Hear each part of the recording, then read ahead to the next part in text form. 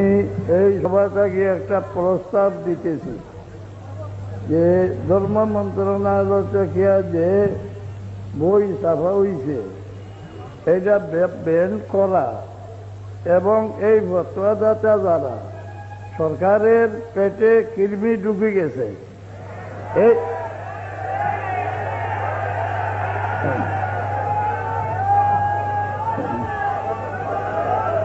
এই রকমের লোক এইভাবে দায়িত্বে রাখলে আমি সরকারকে সতর্ক করে দিয়ে যে সরকারের ভবিষ্যৎ ভয়াবহ হবে, শান্তির রাখতে পারবে।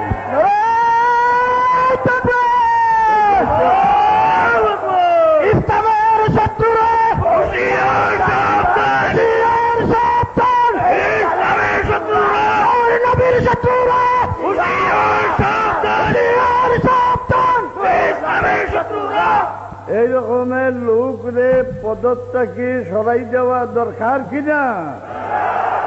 তাড়াতাড়ি এইরকম মানুষকে পদত্যাগী সরাই দেওয়া এটা বাংলা গভর্নমেন্টের কর্তব্য, নতুবা ওনার ফলাফলটা বড় খারাপ হবে।